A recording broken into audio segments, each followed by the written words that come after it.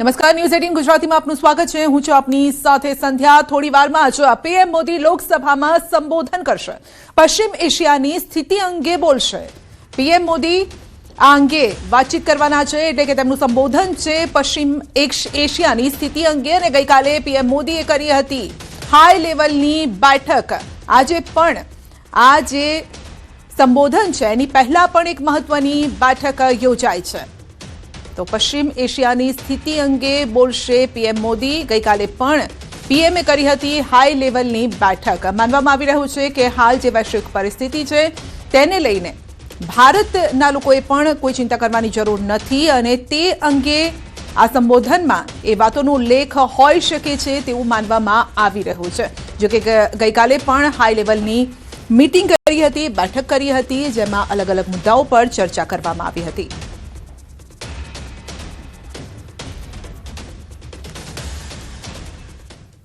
काचा तेलना भावमां वधारो $107 प्रति बेरल थयुं छे। मिडल ईस्टमां युद्धनी असर हवे तेल पर जोवा मळी रही छे। काचुं तेल थयुं छे मोंघुं। तो सोनानो भाव 1,40,000 पर पहोंच्यो छे। 1 किलो चांदीनो भाव 2,10,000 थयो छे। सोना चांदीना भावमां आजे कड़ाको बोलायो छे। तो हाल वैश्विक अनिश्चितता वच्चे सोना चांदीना भावमां सतत उथलपाथल जोवा मळी रही छे। आज फरी एक वखत सोना चांदीना भावमां कड़ाको बोलायो छे। सोनानो भाव 1,40,000 पर पहोंच्यो छे। 1 किलो चांदीनो भाव 2,10,000 थयो छे। मिडल ईस्टमां जे परिस्थिति छे, युद्धनी परिस्थिति वच्चे सोना चांदीना भावमां सतत उथलपाथल जोवा मळी रही छे। सोनाना भावमां 12,000 नो घटाडो। चांदी ₹30,000 नो घटाडो। तेमां पण 10 ग्राम सोनानो भाव 1,40,000 पर पहोंच्यो छे। 1 किलो चांदीनो भाव 2,10,000 थयो छे।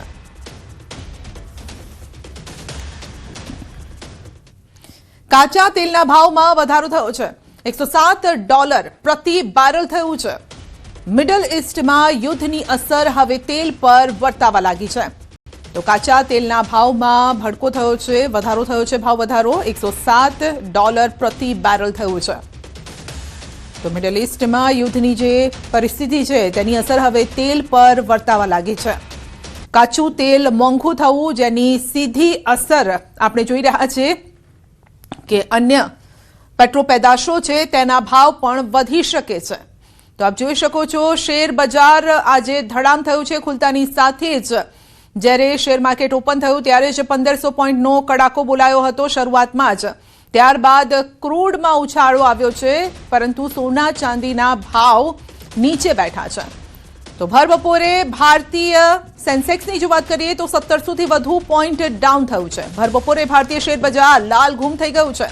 સેન્સેક્સ 1700 થી વધુ પોઈન્ટ ડાઉન થયો છે। નિફ્ટી પણ 500 થી વધુ પોઈન્ટ ડાઉન। सेंसेक्स हाल 72,752 पॉइंट चाली रह्यु छे।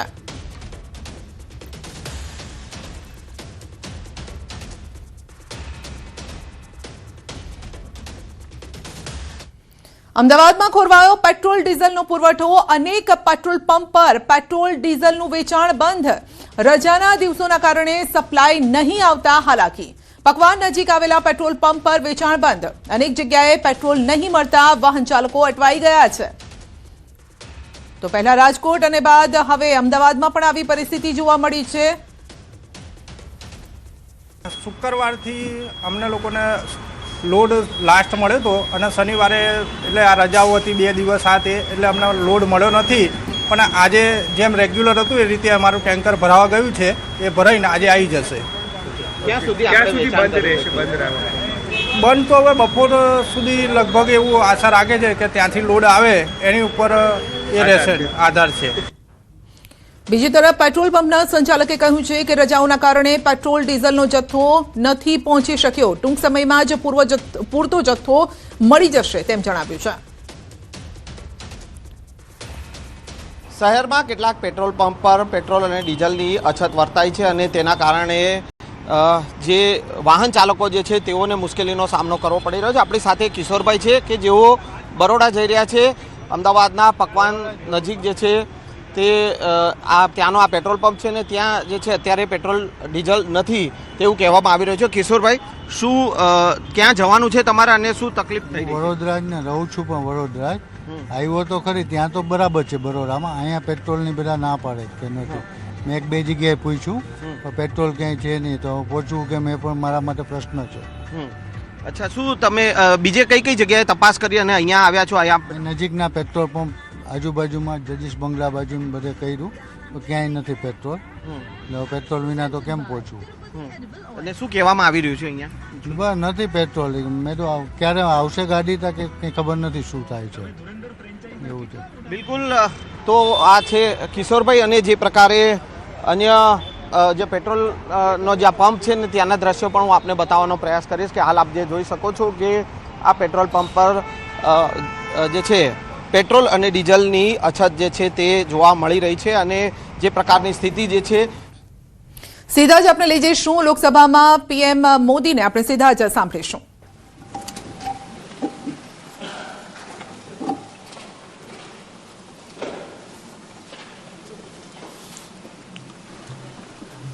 आदरणीय अध्यक्ष महोदय, मैं इस सम्मानित सदन में पश्चिम एशिया में चल रहे संघर्ष और इसकी वजह से भारत के सामने आई चुनौतियों पर बात रखने के लिए उपस्थित हुआ हूं. इस समय पश्चिमी एशिया की हालत चिंताजनक है. बीते 2-3 हफ्तों में जयशंकर जी ने और हरदीप पुरी जी ने इस विषय पर सदन को जरूरी जानकारी दी है. अब इस संकट को 3 सप्ताह से ज्यादा हो रहा है. इसका पूरे विश्व की अर्थव्यवस्था पर, लोगों के जीवन पर बहुत ही विपरीत असर हो रहा है. इसलिए पूरी दुनिया इस संकट के जल्द से जल्द समाधान के लिए सभी पक्षों से आग्रह भी कर रही है. अध्यक्ष महोदय, भारत के सामने भी इस युद्ध ने अप्रत्याशित चुनौतियां खड़ी कर दी हैं. ये चुनौतियां आर्थिक भी हैं, नेशनल सिक्योरिटी से जुड़ी भी हैं और मानवीय भी है. युद्धरत और युद्ध से प्रभावित देशों के साथ भारत के व्यापक व्यापारिक रिश्ते हैं. जिस क्षेत्र में युद्ध हो रहा है वो दुनिया के दूसरे देशों के साथ हमारे व्यापार का भी एक महत्वपूर्ण रास्ता है. विशेष रूप से कच्चे तेल और गैस की हमारी जरूरतों का एक बड़ा हिस्सा यही क्षेत्र पूरा करता है. हमारे लिए ये रीजन एक और कारण से भी अहम है. लगभग 1 करोड़ भारतीय खाड़ी देशों में रहते हैं और वहां काम करते हैं. वहां समंदर में जो कमर्शियल शिप चलते हैं उनमें भारतीय क्रू मेंबर्स की संख्या भी बहुत अधिक है. ऐसे अलग अलग कारणों के चलते भारत की चिंताएं स्वाभाविक रूप से अधिक है. इसलिए ये आवश्यक है कि भारत की संसद से इस संकट को लेकर एक मत और एकजुट आवाज दुनिया में जाए.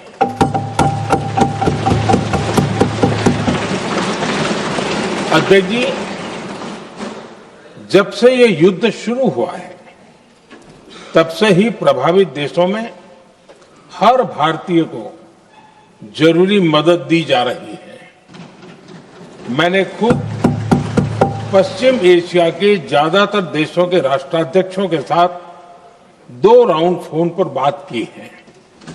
सभी ने भारतीयों की सुरक्षा का पूरा आश्वासन दिया है. दुर्भाग्य से इस दौरान कुछ लोगों की दुखद मृत्यु हुई है और कुछ घायल हुए हैं। ऐसे मुश्किल हालात में परिवारजनों को आवश्यक मदद दी जा रही है। जो घायल है उनका बेहतर इलाज सुनिश्चित कराया जा रहा है। अध्यक्ष जी, प्रभावित देशों में हमारे जितने भी मिशन हैं वो निरंतर भारतीयों की मदद करने में जुटे हैं। वहां काम करने वाले भारतीय हो या फिर जो टूरिस्ट वहां गए हैं, सभी को हर संभव मदद दी जा रही है। हमारे मिशन नियमित रूप से एडवाइजरी जारी कर रहे हैं। यहां भारत में और अन्य प्रभावित देशों में 24/7 कंट्रोल रूम और आपातकालीन हेल्पलाइन स्थापित की गई है। इनके माध्यम से सभी प्रभावितों को त्वरित जानकारी दी जा रही है। अध्यक्ष जी, संकट की स्थिति में देश विदेश में भारतीयों की सुरक्षा हमारी बहुत बड़ी प्राथमिकता रही है। युद्ध शुरू होने के बाद से लेकर अब तक 3,75,000 से अधिक भारतीय सुरक्षित भारत लौट चुके हैं। ईरान से ही अभी तक लगभग 1,000 भारतीय सुरक्षित वापस लौटे हैं। इनमें 700 से अधिक मेडिकल की पढ़ाई करने वाले युवा हैं। खाड़ी देशों में भारतीय स्कूलों में हजारों विद्यार्थी पढ़ते हैं। सीबीएसई ने ऐसे सभी भारतीय स्कूलों में होने वाली कक्षा 10वीं और 12वीं की निर्धारित परीक्षाओं को रद्द कर दिया है। इन बच्चों की पढ़ाई निर्बाध चलती रहे, इसके लिए सीबीएसई उचित कदम उठा रही है। यानी सरकार संवेदनशील भी है, सतर्क भी है और हर सहायता के लिए तत्पर भी है। माननीय अध्यक्ष जी, भारत में बड़ी मात्रा में कच्चा तेल, गैस और फर्टिलाइजर जैसी अनेक जरूरी चीजें हॉर्मुज स्ट्रेट के रास्ते से आती हैं। युद्ध के बाद से ही हॉर्मुज स्ट्रेट में जहाजों का आना जाना बहुत चुनौतीपूर्ण हो गया है। बावजूद इसके हमारी सरकार का ये प्रयास रहा है कि पेट्रोल, डीजल और गैस की सप्लाई बहुत ज्यादा प्रभावित न हो। देश के सामान्य परिवारों को परेशानी भी कम से कम हो, इस पर हमारा फोकस रहा है। हम सभी जानते हैं, देश अपनी जरूरत की 60% एलपीजी आयात करता है। इसकी सप्लाई में अनिश्चितता के कारण सरकार ने एलपीजी के डोमेस्टिक उपयोग को प्राथमिकता दी है। साथ ही एलपीजी के देश में ही उत्पादन को भी बढ़ाया जा रहा है। पेट्रोल, डीजल की सप्लाई पूरे देश में सुचारू रूप से होती रहे, इस पर भी लगातार काम किया गया है। अध्यक्ष जी, आज की इन परिस्थितियों में एनर्जी सिक्योरिटी को लेकर बीते एक दशक में उठाए गए कदम और भी प्रासंगिक हो गए हैं। भारत ने बीते 11 वर्षों में अपनी एनर्जी इंपोर्ट का डाइवर्सिफिकेशन किया है। पहले क्रूड ऑयल, एलएनजी, एलपीजी ऐसी एनर्जी जरूरतों के लिए 27 देशों से इंपोर्ट किया जाता था। वहीं आज भारत 41 देशों से एनर्जी इंपोर्ट करता है। अध्यक्ष जी, बीते दशक में भारत ने संकट के ऐसे ही समय के लिए कच्चे तेल के भंडारण को भी प्राथमिकता दी है।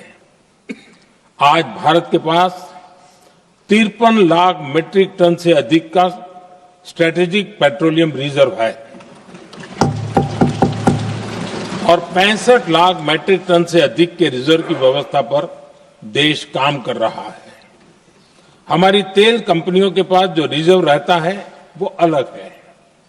बीते 11 वर्षों में हमारी रिफाइनिंग कैपेसिटी में भी उल्लेखनीय वृद्धि हुई है। अध्यक्ष जी, सरकार अलग अलग देशों के सप्लायर्स के साथ भी लगातार संपर्क में है। प्रयास ये है कि जहां से संभव हो वहां से तेल और गैस की सप्लाई होती रहे। भारत सरकार गल्फ और आसपास के शिपिंग रूट्स पर निरंतर नजर बनाए हुए है। हमारा प्रयास है कि तेल हो, गैस हो, फर्टिलाइजर हो, ऐसे हर जरूरी सामान से जुड़े जहाज भारत तक सुरक्षित पहुंचे। हम अपने सभी वैश्विक सहयोगियों के साथ निरंतर संवाद कर रहे हैं ताकि हमारे मैरीटाइम कॉरिडोर सुरक्षित रहे। ऐसे प्रयासों के कारण बीते दिनों हॉर्मुज स्ट्रेट में फंसे हमारे कई जहाज भारत आए भी हैं। अध्यक्ष जी, संकट के इस समय में देश की एक और तैयारी भी बहुत काम आ रही है। पिछले 10-11 साल में इथेनॉल के उत्पादन और उसकी ब्लेंडिंग पर अभूतपूर्व काम हुआ है।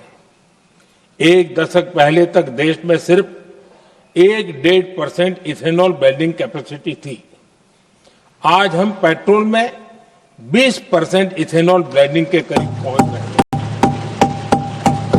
इसके कारण प्रति वर्ष करीब 4.5 करोड़ बैरल कम ऑयल इंपोर्ट करना पड़ रहा है। ऐसे ही रेलवे के बिजलीकरण से भी बहुत बड़ा फायदा हो रहा है। अगर रेलवे का इतना बिजलीकरण न होता तो हर साल करीब 180 करोड़ लीटर डीजल अतिरिक्त लगता। ऐसे ही हमने मेट्रो का नेटवर्क बढ़ाया है। 2014 में जहां देश में मेट्रो नेटवर्क 250 किलोमीटर से भी कम था, आज ये बढ़कर करीब 1100 किलोमीटर हो गया है। हमने इलेक्ट्रिक मोबिलिटी पर बहुत अधिक बल दिया। केंद्र सरकार ने राज्यों को 15,000 इलेक्ट्रिक बसें चलाने के लिए दी है।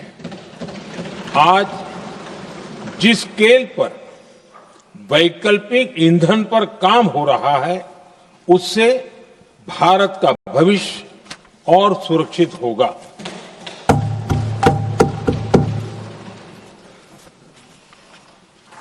आदरणीय अध्यक्ष जी, हम जानते हैं कि एनर्जी आज इकोनॉमी की रीढ़ है और ग्लोबल एनर्जी नीड्स को पूरा करने वाला एक बड़ा सोर्स वेस्ट एशिया है। स्वाभाविक है कि दुनिया भर की अर्थव्यवस्था वर्तमान संकट से प्रभावित हो रही है और भारत पर इसका कम से कम दुष्प्रभाव हो, इसके लिए निरंतर प्रयास किए जा रहे हैं। सरकार इसके शॉर्ट टर्म, मीडियम टर्म और लॉन्ग टर्म ऐसे हर असर के लिए एक रणनीति के साथ काम कर रही है। आज भारत की इकोनॉमी के फंडामेंटल्स मजबूत है। इससे भी देश को बहुत मदद मिली है। हम हर सेक्टर के स्टेक होल्डर्स के साथ चर्चा कर रहे हैं। जहां भी जरूरत है उस सेक्टर को आवश्यक सपोर्ट दिया जा रहा है। भारत सरकार ने एक इंटर मिनिस्ट्रियल ग्रुप भी बनाया है। ये ग्रुप हर रोज मिलता है और हमारे इंपोर्ट एक्सपोर्ट में आने वाली हर दिक्कत का आकलन करता है और ये ग्रुप आवश्यक समाधान पर भी निरंतर काम करता है। मुझे पूरा भरोसा है कि सरकार और इंडस्ट्री के साझा प्रयासों से हम परिस्थितियों का बेहतर सामना कर पाएंगे। माननीय अध्यक्ष जी, एक बड़ा सवाल ये है कि युद्ध का खेती पर क्या प्रभाव होगा। देश के किसानों ने हमारे अन्न के भंडार भर रखे हैं, इसलिए भारत के पास पर्याप्त खाद्यान्न है। हमारा ये भी प्रयास है कि खरीफ सीजन की ठीक से बुआई हो सके। सरकार ने बीते सालों में आपात स्थिति से निपटने के लिए खाद की पर्याप्त व्यवस्था भी की है। अतीत में भी हमारी सरकार ने दुनिया के संकटों का बोझ किसानों पर नहीं पड़ने दिया था। कोरोना और उस समय के युद्धों के दौरान उस समय भी ग्लोबल सप्लाई चेन में डिस्ट्रप्शन आ गई थी। दुनिया के बाजार में यूरिया की एक बोरी 3,000 रुपये तक पहुंच गई, लेकिन भारत के किसानों को वही बोरी 300 रुपये से भी कम कीमत में उपलब्ध कराई गई। अध्यक्ष जी, देश के किसानों को इस प्रकार के संकटों से बचाने के लिए भी बीते वर्षों में अनेक कदम उठाए गए हैं। पिछले एक दशक में देश में 6 यूरिया प्लांट शुरू किए गए हैं। इससे सालाना 76 लाख मैट्रिक टन से अधिक की यूरिया प्रोडक्शन कैपेसिटी जुड़ी है। इस दौरान डीएपी और एनपीकेएस जैसी खाद का घरेलू उत्पादन भी करीब 50 लाख मैट्रिक टन बढ़ाया गया है। इतना ही नहीं, तेल और गैस की तरह खाद के आयात को भी डाइवर्सिफाई किया गया है। ऐसे ही डीएपी और एनपीके के आयात के लिए भी हमने अपने विकल्पों को विस्तार किया है। अध्यक्ष जी, सरकार ने देश के किसानों को made in India nano urea का विकल्प भी दिया है।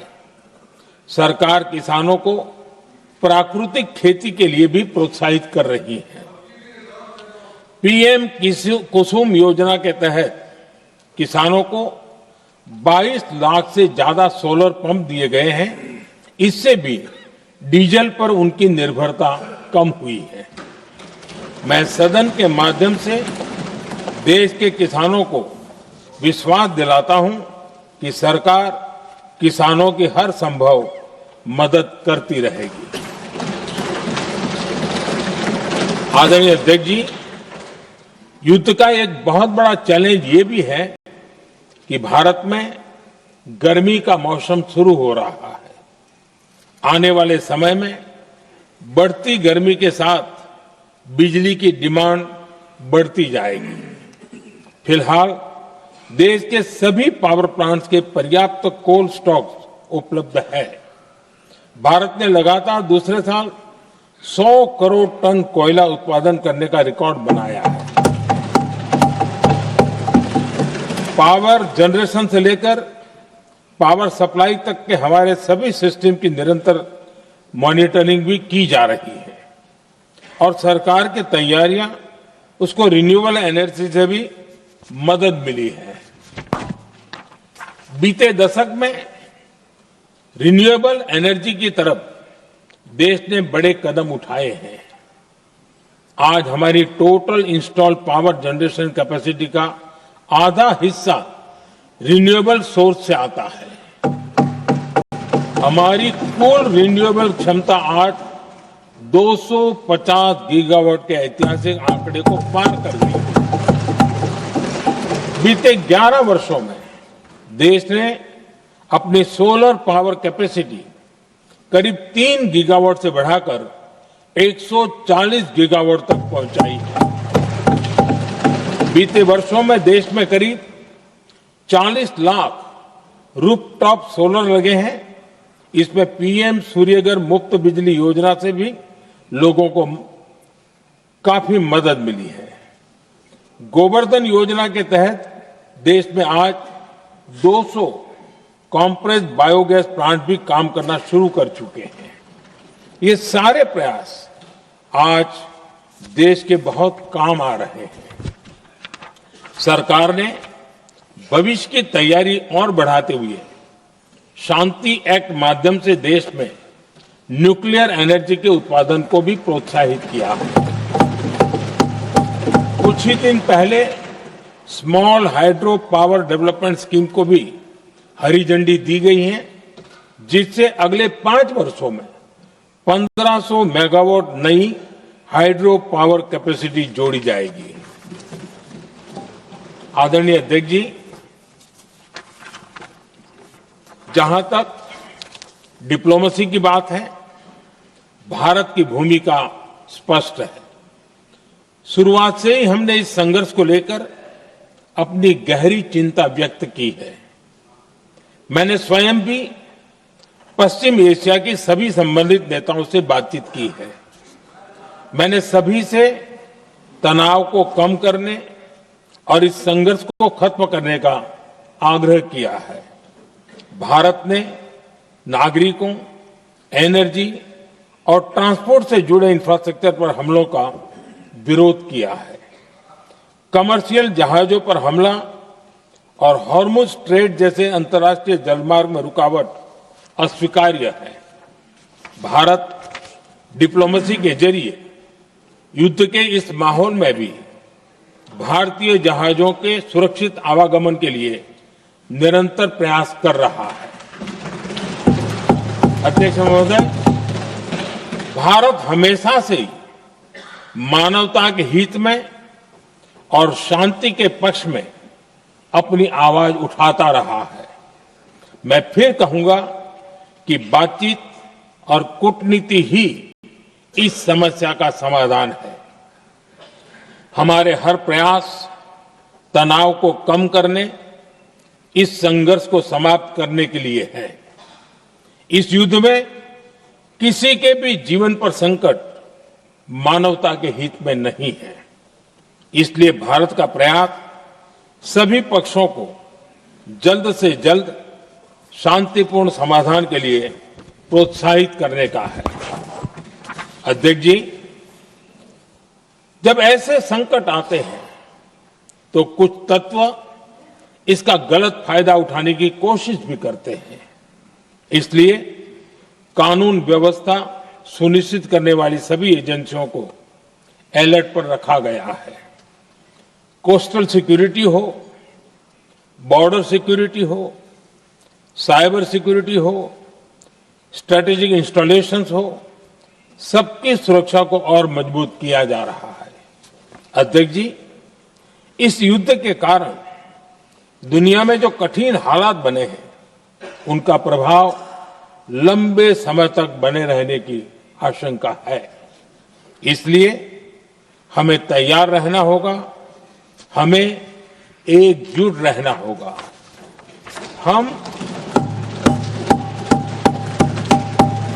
हम कोरोना के समय भी एकजुटता से ऐसी चुनौतियों का सामना कर चुके हैं।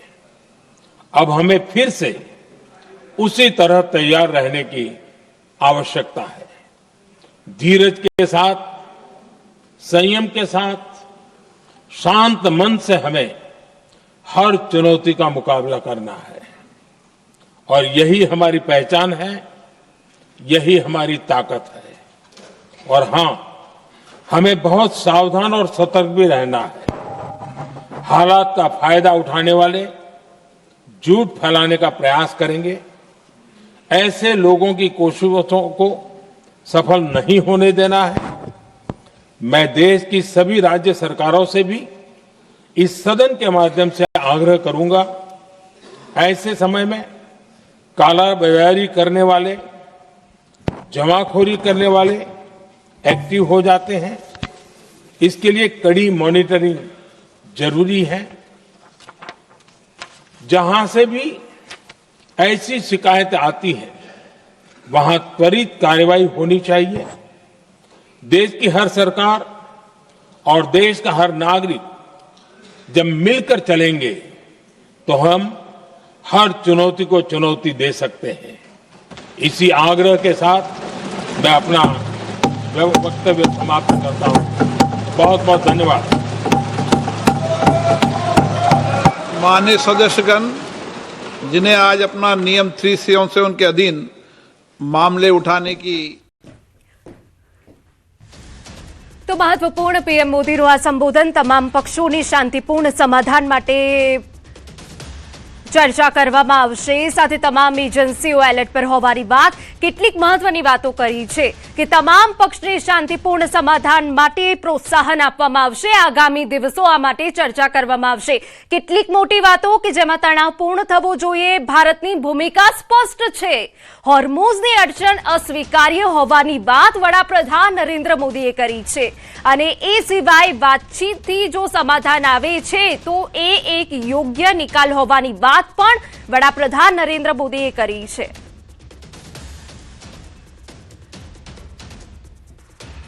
તો લાંબા સમય માટે તેનો પ્રભાવ રહેવાની સંભાવના છે, જે અત્યારે સ્થિતિ સર્જાઈ છે।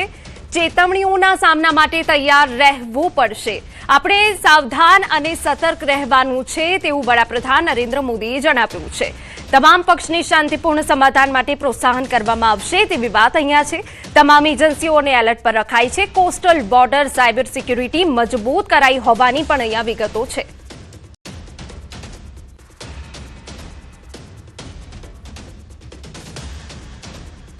તો આપણે સાવધાન અને સતર્ક રહેવાનું છે તેવું વડાપ્રધાન નરેન્દ્ર મોદીએ કહ્યું છે। આપને જણાવી દઈએ કે તમામ પક્ષને શાંતિપૂર્ણ સમાધાન માટે પ્રોત્સાહન તેવી વાત વડાપ્રધાન નરેન્દ્ર મોદીએ પોતાના સંબોધનમાં કરી છે। તમામ એજન્સીઓને એલર્ટ રહેવા માટે જણાવાયું છે, કોસ્ટલ બોર્ડર સાયબર સિક્યુરિટી પણ મજબૂત કરાઈ છે, લાંબા સમય માટે તેનો પ્રભાવ રહેવાની સંભાવના પણ વ્યક્ત કરાઈ છે, ચેતવણીઓના સામના માટે તૈયાર રહેવું પડશે। આ તમામ બાબતોનો ઉલ્લેખ વડાપ્રધાન નરેન્દ્ર મોદીએ પોતાના સંબોધનમાં કર્યો છે। રૂફટોપ યોજનાથી લોકોને ઘણી મદદ મળી હોવાની વાત કરી છે, સંઘર્ષથી લઈને ભારતની ભૂમિકા સ્પષ્ટ હોવાની વાત કહી છે।